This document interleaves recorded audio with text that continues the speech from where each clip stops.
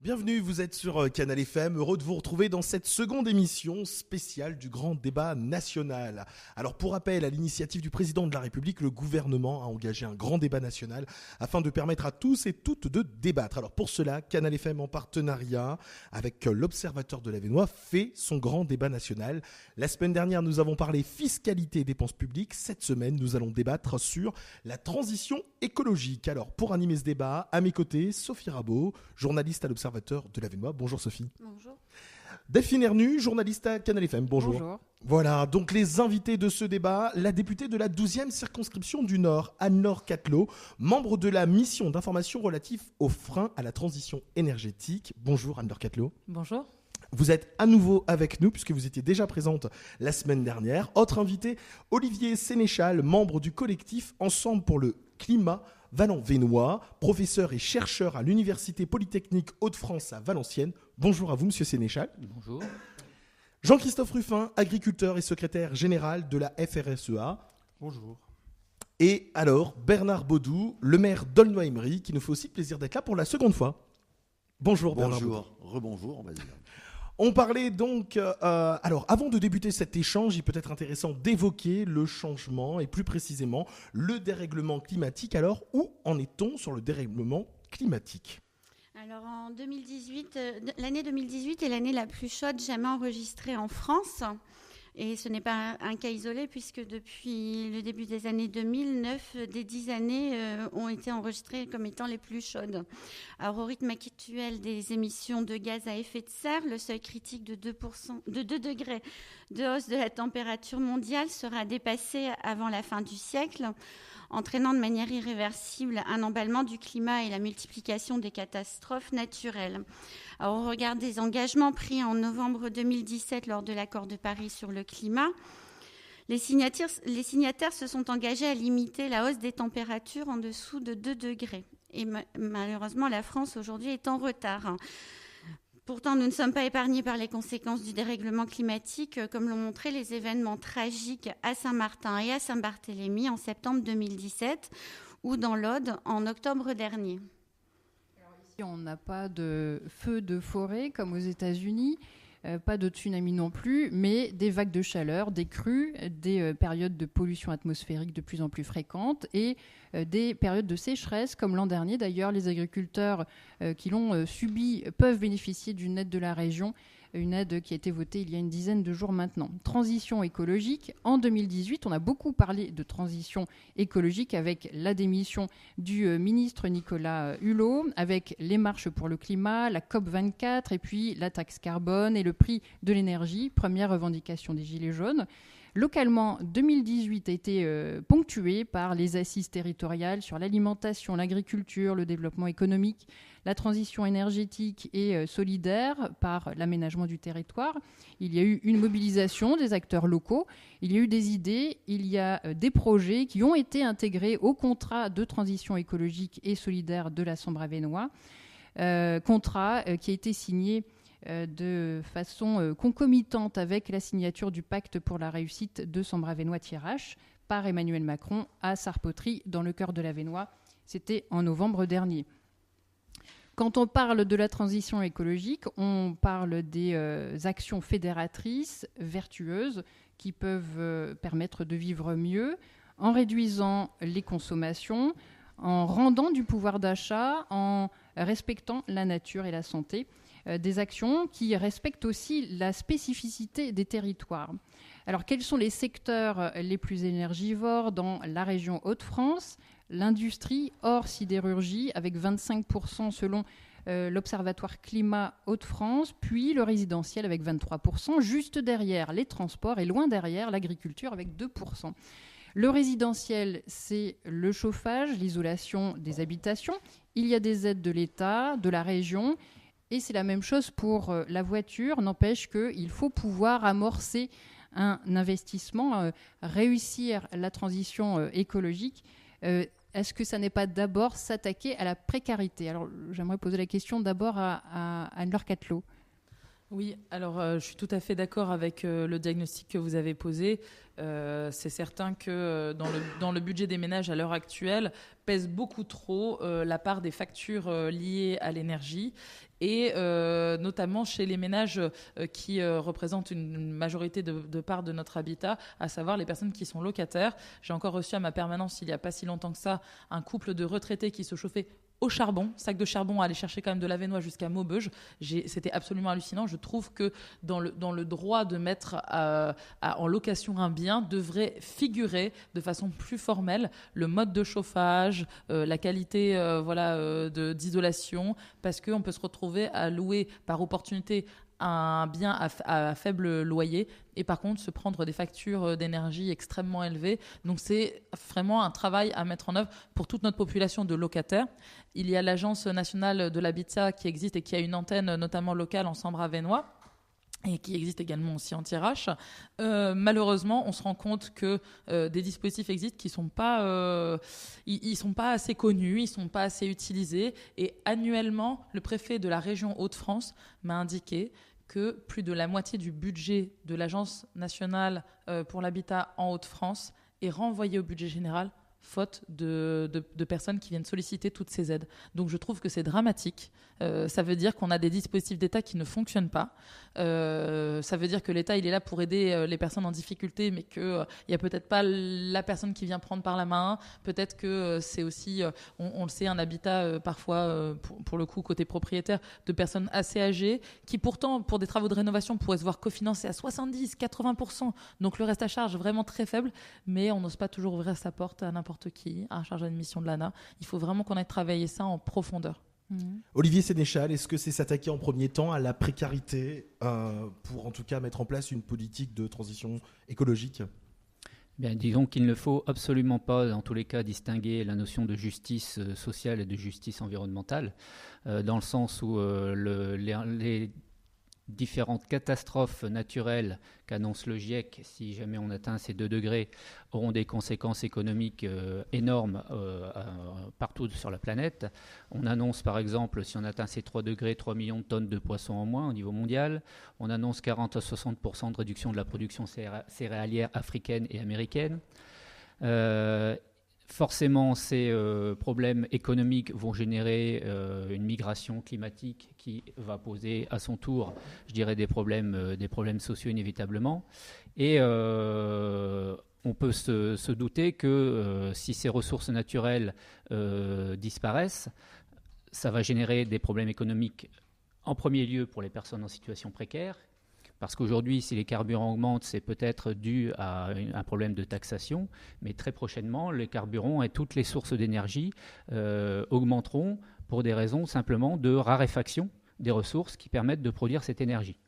Donc il est fondamental de considérer conjointement, comme pour ne pas reprendre une formule devenue courante aujourd'hui, de considérer conjointement les problèmes de fin de mois avec les problèmes de fin du monde, parce que la deuxième catégorie de problèmes générera la première très rapidement. Vous regrettez le choix du gouvernement d'avoir très simplement reculé par rapport à l'augmentation des prix du carburant en cette crise de gilets jaunes ? Non, pas du tout, parce que à cette augmentation du carburant, il aurait fallu associer des mesures, je dirais, préalables, telles que celle, par exemple, de faire en sorte que celles et ceux qui ne peuvent pas faire autrement que de se déplacer puissent trouver des alternatives. Ça, c'est la première chose, puisque la mobilité est une obligation pour beaucoup de citoyens, ne serait-ce que pour aller travailler ou pour aller, je dirais, acheter les biens de consommation courante.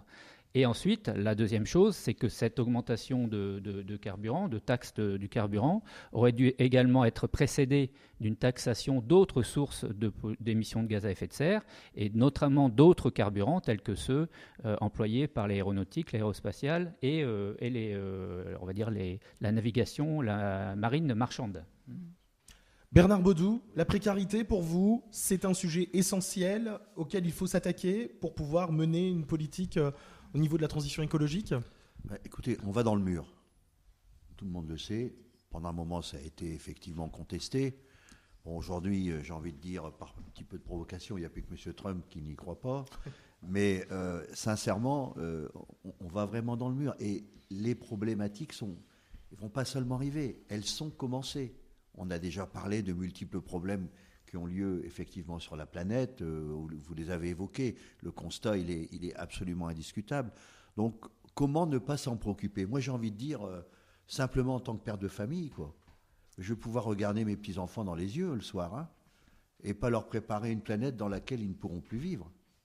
Il y a un problème de fond. Alors, il y en a qui le nient. Moi, j'y crois profondément, et je crois qu'en tant qu'élu local, j'ai un rôle à jouer. Je ne peux pas me laver les mains de ça et dire j'attends que ce soit la responsabilité des autres. Comme je pense que chaque citoyen doit jouer un rôle.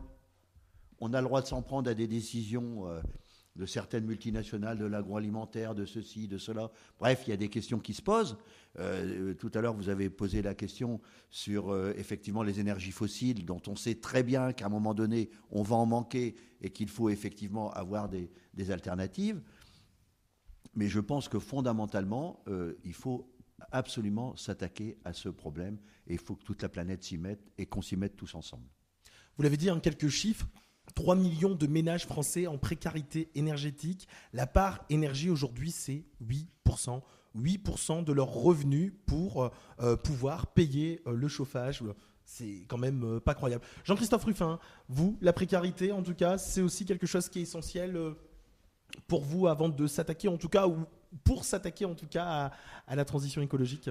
Mais tout à fait, parce que malgré tout, je suis élu de ce territoire, même si je suis élu du monde agricole, on est quand même conscient de ce qui se passe sur le territoire. La précarité, le monde agricole la connaît aussi. C'est pas nouveau qu'on fasse remarquer quand même la faiblesse des revenus du monde agricole.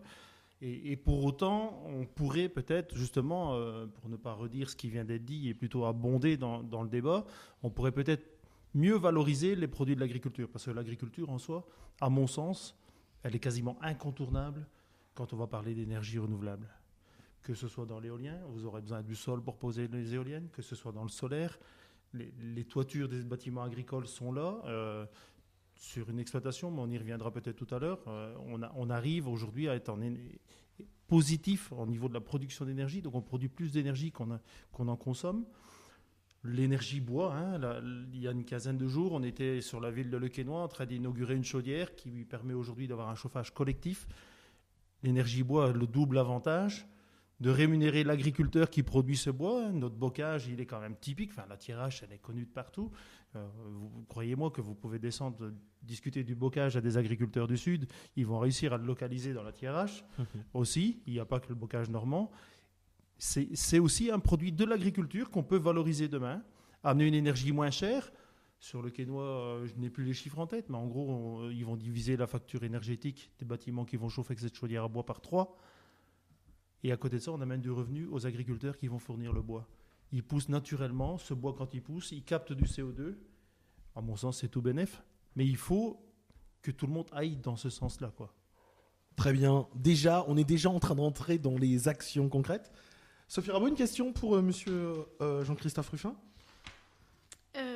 Oui, donc vous, en tant qu'agriculteur, vous vous êtes déjà engagé depuis plusieurs années dans la transition écologique, en prenant des mesures notamment pour produire de l'énergie propre. Pouvez-vous nous parler des installations que vous avez déjà faites sur votre exploitation? Donc sur mon exploitation personnelle, en fait, il y a un bâtiment qui est couvert de panneaux solaires. Il y a 500 mètres carrés de panneaux solaires qui produisent 70 000 watts par an. Donc en gros, je le disais tout à l'heure, je viens de le dire, on produit plus que ce qu'on consomme sur l'exploitation avec ces panneaux solaires qui sont sur le toit. J'ai eu la chance de faire un bâtiment neuf à ce temps-là, donc on a su bien l'orienter. Voilà, parce que tous les bâtiments, forcément, ne sont pas propices à ça. Malgré tout, c'est un peu le parcours du combattant quand on va dans ces choix-là, de par la durée de la partie administrative, on va le dire comme ça. Parce que la construction d'un bâtiment, c'est rien. La procédure, c'est les permis, c'est les documents pour les raccordements. Raccorder une installation photovoltaïque au réseau de RDF, c'est 7, 8 mois, voire 1 an. Le permis de construire d'un bâtiment, panneau solaire ou pas, quand on parle d'agriculture, ça c'est 1 à 2 ans. Si on peut parler de méthanisation, là on est vite dans des délais de 3, 4, 5, 6 ans si on fait du collectif en France, parce que il y a énormément de freins qu'il faut lever, quoi, un à la fois. Nous, on voudrait que l'État, et peut-être avec du renouveau, qu'on arrive à mettre l'administration, moi je le dis tout le temps, en marche avant. Ah, c'est pas loin de votre parti, Anne-Laure On Cadot. arrive à mettre l'administration en marche avant, qu'elle nous accompagne dans le développement de nos projets, plutôt que d'être plutôt dans une posture, j'allais dire, en frein, mais c'est presque ça quand même aujourd'hui. Ouais. Mais justement, Anne-Laure Cattelot, comment l'État peut aider à lever tous ces freins, à aider à ce que les dossiers administratifs soient moins lourds, soient moins longs? Simplifié. Eh ben, en fait, il y a 1 an à peu près, je travaillais sur une loi qui s'appelle Droit à l'erreur et simplification administrative. Et dans cette loi, il y a tout ce que vient de décrire Jean-Christophe Ruffin. Une fois de plus, mon rôle là en ce moment, c'est de veiller à la sortie des décrets, c'est-à-dire tout ce qui va permettre de mettre en œuvre très concrètement la loi et de s'assurer après de sa mise en œuvre dans les administrations. Donc voilà, ça c'est un process. Comme je l'ai pu le dire la semaine dernière, on ne s'habitue pas toujours, mais en fait, un député est aussi là pour faire du contrôle et de l'évaluation de politique publique. C'est-à-dire s'assurer que ce qu'on a voté et ce sur quoi on a travaillé, ça soit vraiment mis en œuvre après dans la relation entre les administrations et les agriculteurs. Et honnêtement, voilà, il y a des distorsions. On en a déjà parlé souvent dans le monde de l'agriculture. Il y a des départements où les procédures sont plus ou moins faciles. Et ça fait encore plus mal de se comparer quand on est frontalier. Parce qu'en Belgique, on vous accompagne peut-être encore un petit peu plus. On n'est pas dans le contrôle a priori, on est dans l'accompagnement et le conseil a posteriori. Et voilà. Et je crois que ça change sincèrement tout dans la relation. Si vous me permettez juste de revenir sur une thématique qui me tient à cœur, je pense que sincèrement, on n'y arrivera pas, et c'est le cumul de ces dizaines d'années précédentes, si nous ne tordons pas un petit peu le bras de l'industrie automobile en matière de mobilité individuelle tout de même, et également la question centrale, il faut bien dire, de l'énergie et du nucléaire. Il faudra vraiment qu'on puisse l'aborder de façon très directe parce que à l'heure actuelle, et si on s'est retrouvé dans cette situation là de problématique de taxes qui a augmenté sur le gasoil et l'essence, c'est aussi parce que de l'autre côté, il y avait de la souffrance vis-à-vis des personnes frustrées et dans l'impossibilité de changer de véhicule. Et ça a été le moteur. Et quand on sait que dans d'autres pays, je ne vais pas nous comparer à la Chine parce que c'est gigantesque, ils ont des aides d'État absolument hallucinantes, mais où là maintenant 2 véhicules sur 3 qui sortent, c'est du véhicule électrique, c'est pas forcément ce qu'il y a de plus vertueux, on en parlera. Mais il n'empêche qu'ils ont su sortir des modèles populaires, pas chers, d'entrée de gamme pour tout le monde. Et de nos jours, on peut défendre, et on le défend corps et âme, le ferroviaire tant qu'il existe, voilà. Mais on a aussi besoin de ce véhicule individuel. On peut le mutualiser. On peut faire du covoiturage pour baisser nous-mêmes notre propre empreinte, mais on sait que cette mobilité individuelle, elle est incontournable quand même dans les territoires ruraux. On aura beau faire des pistes cyclables, on aura beau rabattre vers les centres comme des gares, ou mettre des bus même pour mettre en commun le déplacement. La voiture, elle est incontournable, mais il faut absolument qu'on veille à accompagner cette évolution pour que le reste à charge pour les citoyens soit le plus faible possible quand on fait de la prime à la conversion ou autre. Par exemple. Olivier Sénéchal, est-ce que vous avez envie de rebondir? Est-ce que vous trouvez que l'ensemble des actions là, qui nous sont proposées actuellement, est-ce qu'elles sont suffisantes? Est-ce qu'elles vont assez vite? Alors disons que les actions qui sont proposées sont pertinentes, sans aucun doute, elles vont dans le bon sens. Mais le GIEC, dans son rapport publié en octobre dernier, a quand même précisé un certain nombre de choses, notamment l'urgence à réagir et l'indispensable atteinte de la neutralité carbone d'ici 2050 et une réduction de 45% des gaz à effet de serre d'ici 2030. Pour atteindre de tels objectifs, il faut des mesures beaucoup plus importantes et radicales et urgentes que celles qui sont actuellement en cours, qui sont évoquées. Bien sûr, ces mesures, elles nous concernent tous, comme ça a été dit précédemment. À titre individuel, chaque citoyen, chaque individu a des efforts à faire dans ses habitudes de déplacement, de consommation. Et le déplacement qui émet le moins de gaz à effet de serre, c'est celui qu'on ne fait pas. Le produit qui émet le moins de déchets, c'est celui qu'on ne consomme pas. Mais au niveau, je dirais, des institutions et de l'État, il y a par ailleurs des mesures beaucoup plus importantes que celles qui sont proposées aujourd'hui à mettre en œuvre et un certain nombre, je dirais, de décisions qui restent un petit peu paradoxales par rapport aux objectifs indiqués par le GIEC. J'en donnerai peut-être quelques exemples, si vous le permettez. Sur le territoire qui nous concerne, par exemple, on sait très bien que pour atteindre la neutralité carbone, il va falloir développer les mécanismes de captation de carbone. et notamment la surface agricole et la surface sylvicole, de manière à ce qu'on puisse augmenter la captation de carbone. Or, il se trouve qu'au niveau national en général et au niveau local en particulier, les techniques de gestion sylvicole sont absolument incompatibles avec cet objectif de neutralité carbone. Ce n'est pas moi qui le dis, c'est l'ADEME, donc l'agence spécialisée dans l'agence de développement environnemental et de maîtrise de l'énergie, qui lors d'un récent rapport de 2017, a démontré que la politique de gestion sylvicole française était incompatible avec l'objectif de neutralité carbone visé par le GIEC d'ici 2050. Donc c'est un exemple. On peut préciser pour les auditeurs. Ouais, on met les pieds dans le plat, voilà. C'est les coupes rases en forêt normale. Les coupes rases, voilà, exactement. Deux autres, on va dire, mesures qui me semblent contradictoires avec le bon sens aujourd'hui, c'est par exemple celle qui consiste à autoriser la compagnie Total à prélever, je dirais, des ressources pétrolières en Guyane. Le projet Montagne d'Or dans la même région qui contribue à dégrader considérablement la biodiversité locale, alors que ces deux projets ont fait l'objet de consultations et que la majorité des citoyens de cette région-là se sont opposés à ces projets. Donc, pour répondre à votre question, il y a bon nombre de choses qui vont effectivement dans le bon sens, ça sans aucun doute, mais je dirais qu'il y a encore un certain nombre de paradoxes, on va dire de mesures, de décisions qui nous semblent un petit peu aller dans le sens opposé de celui qui serait bon de prendre, compte tenu des enjeux et de l'urgence de la réaction qui s'impose à nous pour lutter contre ce dérèglement climatique. Anne-Laure Catelot. Ce qui est difficile, en fait, c'est que on aurait dû prendre en fait des mesures quand j'étais, on va dire, en âge d'être à l'école primaire, donc il y a 20 ans. C'est ça en fait qui est terrible, c'est d'arriver dans un moment où effectivement maintenant il faut qu'on mette en œuvre des mesures assez urgentes et elles risquent, et c'est bien tout l'enjeu aussi du collectif, de ne pas brutaliser la population.